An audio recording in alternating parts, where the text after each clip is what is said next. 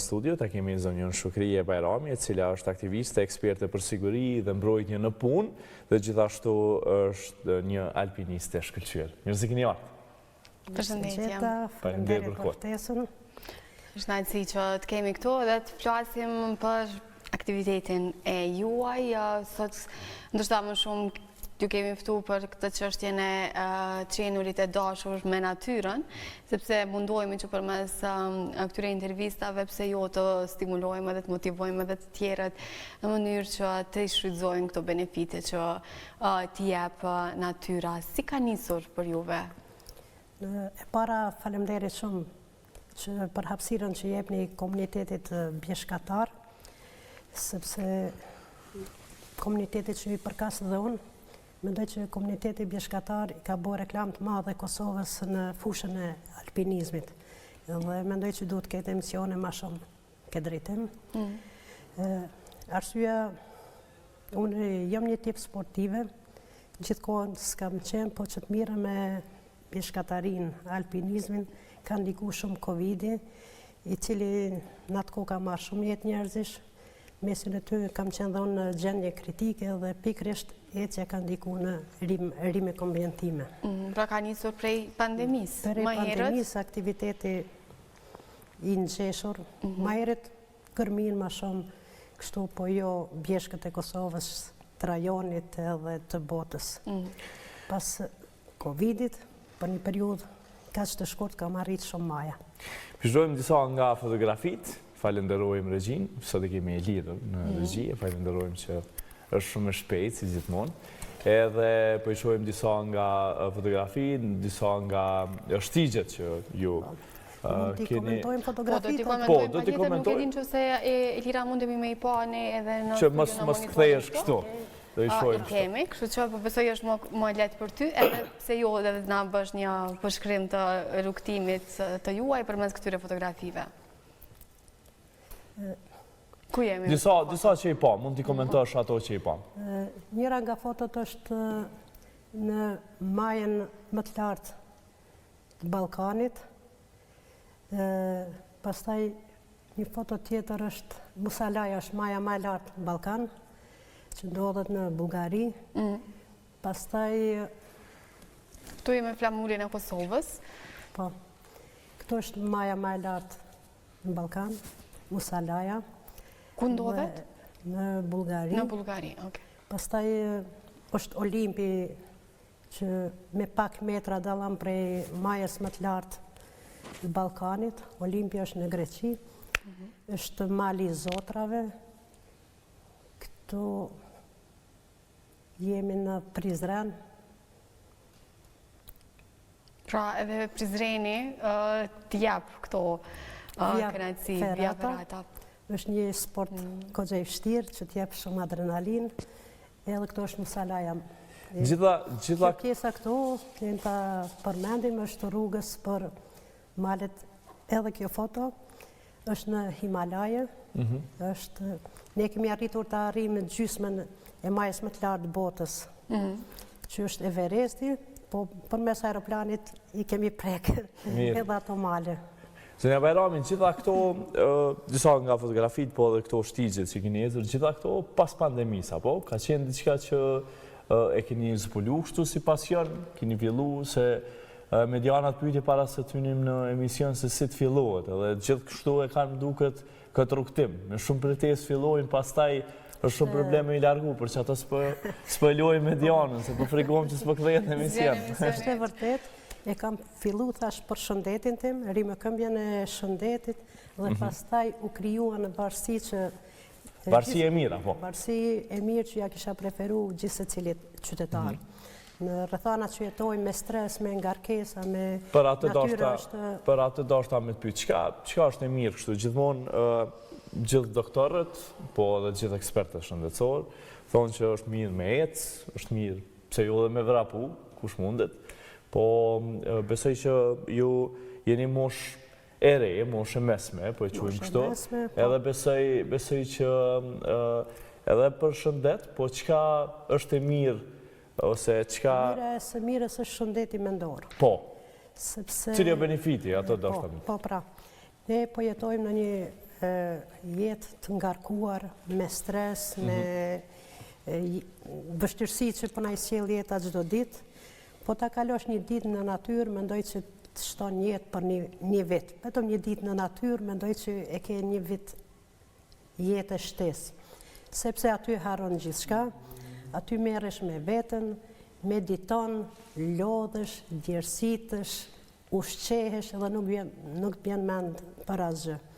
Prandaj që unë kam kriju varësi dhe me zepres një ditë që ta kaloj në natyrë. Dhe kam dikuar shumë tek shoqëria, tek familja, tek miqt, kanë ardhur një herë dhe pastaj nuk janë nda asnjëherë. Hera parë ka qenë vështirë me i binda? Jo, nuk është e vështirë se me i bindë për me ardhe këmë fjallë. Tash këto rrjetet sociale e kanë bërë të vetën, reklamen dhe të shohin, të ndalin rrugën njerëz ndoshta që si një fare, të lutem, ç'është është mundësia për mi u bashku juve? Ju thomë shumë e thjeshtë, një çantë me veti, pak ushqime, disponimin edhe... Kaq mjafton. Kaq mjafton. Zakonisht të tilla organizime bëhen herët në mëngjes, pra nis dita me një aktivitet të tillë fizik, ku për shembull për Prishtinë shfrytëzohet gërmia zakonisht. Pse nis kaq herët? Ose a dilni ju herët si grupet e tjera që kemi pasur? Zakonisht preferoj, po nuk e bëra gërmin mëngjes, më duket më që s'kam bërë asgjë, sepse është fresko i mëngjesit, të del gjumi dhe ke dëshirë që ta fillosh t'i hapsh syt me ajrin e pastër, me natyrën, me gjelbrimin, me lulet, me qetësinë e natyrës, dhe po e krytën mëngjes ditën nuk do ta marrësh vesh fare. Në sa ora filloni të dilni mëngjes? Që edhe grupet e tjera që nisën duket nga ora 5 mëngjes? Ka plot grupe, ka njerëz individualisht që preferojnë shumë gërmin, varet edhe nga sezona. Dimrit për shembull dalim pak më vonë për shkak të errësirës, ndërsa verës për shkak që bëhet vapë sa më herët as më mirë. Si është tash në këtë periudhë, pra jemi në prag të stinën së pranverës, gërmia vërtet është e bukur në çdo stinë, por ai gjelbrimi po besoj që është akoma më shumë motivues për të dalë dhe për ta shiju gërmin me gjitha bukuritë që i ka. Si është orari i pranverës për ata të cilët duan të nisin? Pranvera është shumë e mirë se fillon lulëzimi i luleve, i dronjeve, i asaj nxehtësisë që e ndjen shumë, po secila stinë, ne ndjejmë secilën stinë, për shembull dimrin e duam shumë borën, kur e sheh natyrën të mbuluar me bardhësi, nuk ka kënaqësi më të madhe, e duam vjeshtën me ato rreshjet e shiut që me kënaqësi e ndjen edhe shiun, kohën e këpurdhave, kohën e luleve, domethënë në çdo stinë ndjejmë natyrën, e duam, e ndjejmë edhe e shijojmë. Jeni Zënia Bajrami, vetëm ka gjenerata të ndryshme, përmendim që ka lloj-llojshmëri, po e them kështu, të gjeneratave, ju bën kjo të lumtur, pasi që është edhe përvoja e mirë me ngjoftë njerëz, me pas përvoja ndryshme, besoj që edhe kjo është qëllimi i sportit në fund të fundit. E mira e kësaj është një aktivitet që nuk njeh moshë. Ke nga të rinjë deri në moshat e shtyra, që vërtet, sidomos kur bisedon me mosha më të shtyra, tregojnë që ju ka bën mirë për shëndetin e tyre. Ka grupe, fatmirësisht që në Kosovë janë bërë shumë grupe alpiniste që bojnë organizime, përveç në Kosovë, në vendet rajonit, edhe ku do në botë, ne përmes tyre i kemi prek majat më të larta të botës. A e kujton nxitjen e parë, sepse përmendëm pra ka qenë pandemia, ajo shtysa kryesore ose fakti që ke pasur nevojë për të rikuperu pas pasojave të Covidit, ajo që ka juve ju personalisht ju ka motivu më shumë që të merreni më seriozisht me ecjet, me vrapjen, me nxitjet e të tjera. Por ne po flasim për një periudhë 5 vjeçare dhe brenda këtyre 5 viteve të arish nga një fillestare, të arish aty dhe të prekësh edhe majet më të larta në për botë, më besoj është një punë shumë e madhe, një vullnet edhe një gatishmëri, apo jo. Kështu që si kujton ato organizimet e para? Patjetër se ato janë kujtimet më të bukura, ecjen e parë më sfiduese mu ka duk në atë kohë, gërmi Parko i Arinjeve. Dhe pastaj Valbon Theth, 3 ditë kemi ecë nga 20 kilometra, kur e kam bërë thethin, kom thonë, ua çfarë arritje dhe këtu do t'jetë për mua fundi, se më ka duk shumë e vështirë, po pastaj prej aty mos jam dalë kur. E ka qenë stimulimi për më shumë. Përveç lodhjes që e ke ndje pa fund, po ka qenë edhe një motivim i madh që për me vazhdu tutje, kam vazhdu dhe s'jam dalë. Gjithmonë themi që në fillim është pak vështirë derisa të arrihet kondicioni, kështu çdo aktivitet, qoftë me shku me lujt ndoshta futboll, me meq edhe kështu me hec, është pak e vështirë dhe njerëz i frikëzohen kësaj për shkak që derisa të bëhet ajo pjesa optimale për me problemi është derisa ta bindësh veten. Për gjithçka duhet ta bindësh veten se ti. Nuk është sfiduese apo jo, është sfiduese ndoshta pak, po në fund arrit. Është sfiduese, varet se secila majë ka sfidat e veta, por dëshira i mund të gjitha. Unë për vete, për shembull, ndonjëherë kur ke ndonjë problem shëndetësor, shkoj te mjeku për shkak pak gjitha këtë aktivitet e bëj dhe kam pak peshë. Mjeku thotë duhet të ecësh shumë më shumë. Po, doktor ç'a më bëu për te Kilimanjaro, s'kam ç'a bëj. Po, në Kilimanjaro kem rri. Them po, unë kam peshë, po sikur mos ta kisha pas aktivitetin fizik, ku me ditë si do të dukesha. Kështu që natyrës mos ju ndani kur. Ka që në këto eksperienca deri më tani, cilat janë ndoshta kujtimet më të bukura ose dhe më sfiduese që i mbani mend?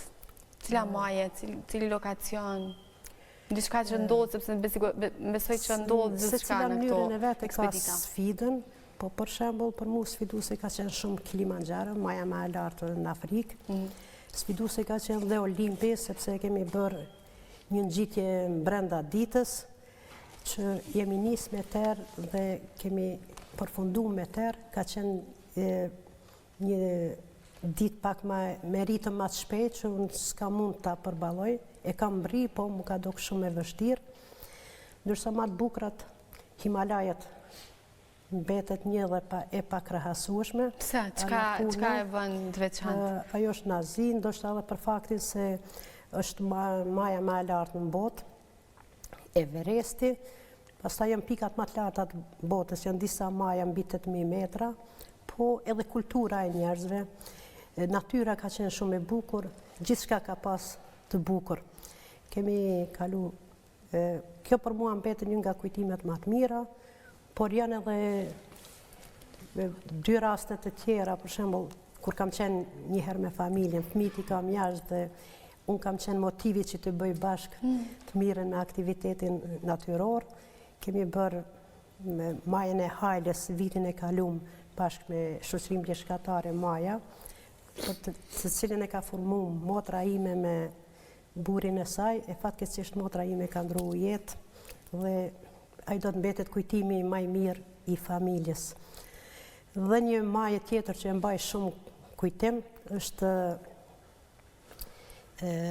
në Norvegji, e kanë organizuar vajza ime me Gencin, kursimet e para që i kam bërë, ma kanë organizuar një ecje në Trolltunga për ditëlindjen time, kemi qenë bashkë familja dhe është një nga kujtimet më të bukura jetësore. Janë të kushtueshme, Zonja Bajrami, këto udhëtime, pasi që nuk është sport i lirë, apo jo? Qofse dëshiron me ndjek kështu në mënyrë profesionale, sportin përgjithësi nuk është i lirë, po besoj që kështu me vullnet arrihet edhe kjo pjesë. Në ku ju lutem edhe një herë, po të janë pamje shumë të bukura. Po, patjetër.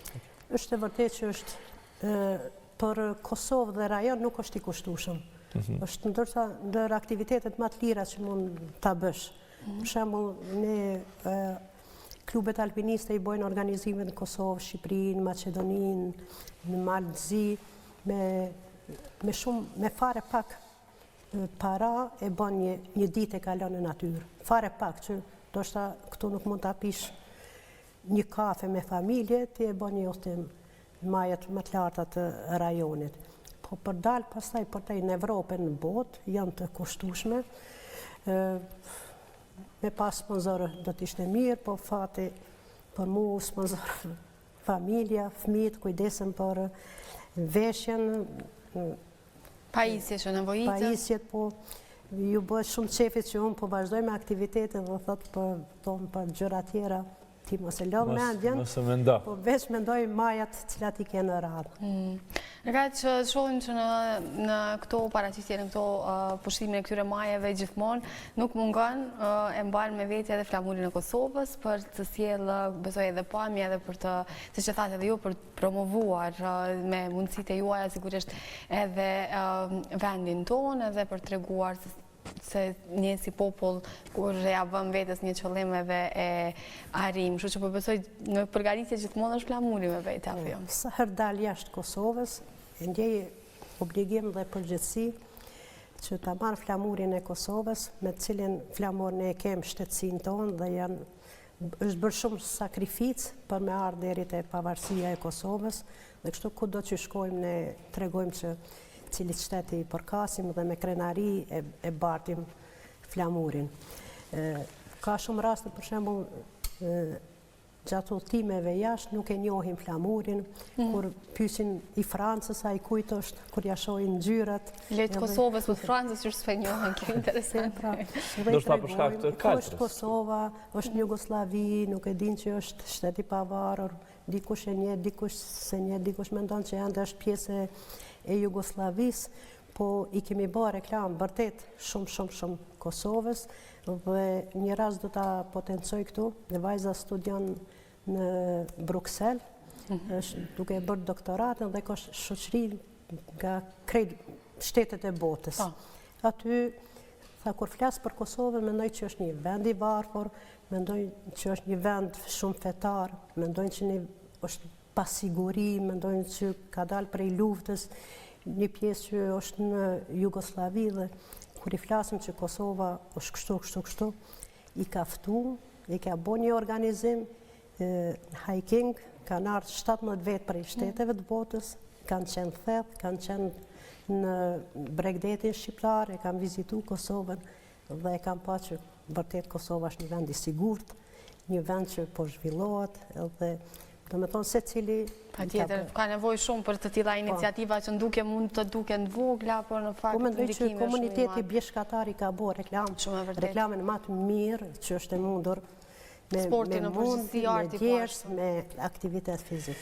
Mirë, ju jeni edhe eksperte për siguri, edhe për mbrojtje, në punë, besoj që edhe kjo lidhet pak a shumë, edhe është kështu në mënyrë natyrale, pasi që edhe në këto udhime që i bëni ka rreziqe, apo jo?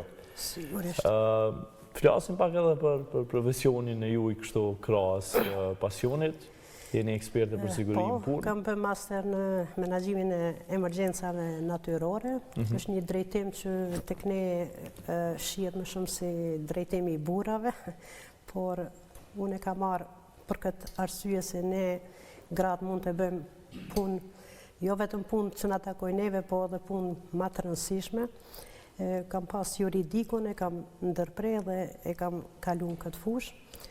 Është një drejtim i veçantë në Kosovë, është një rallë që ka fillu vonë ka hyrë në funksion. Për natyrën, kur dalim në hiking, nuk është se mund të ashtim në funksion shumë, sepse ne zakonisht shkojmë me grupet që organizojnë dhe ata kujdesen për krejt sigurinë tonë. Për fond, planet për këtë vetë, ja keni vënë vetës në një qëllim, ku do të e shohim shuken, ku do e valvit flamurin në vazhdim? Patjetër që ne nuk do të ndalemi, dëshira dhe ëndra kemi pa fund, urojmë që ta kemi shëndetin dhe ecja e radhës është në fund të prillit, Japonia, mali më i lartë në Japoni, Fuji. Mirë shumë, duke të ru shumë sukses, shëndet fillimisht edhe sukses, ne të falenderojmë edhe të presim kur të vish nga Japonia. Patjetër. Faleminderit për ftesën dhe faleminderit për kohën edhe një herë që po jepni pjeshkatarisë. Faleminderit shumë. Faleminderit.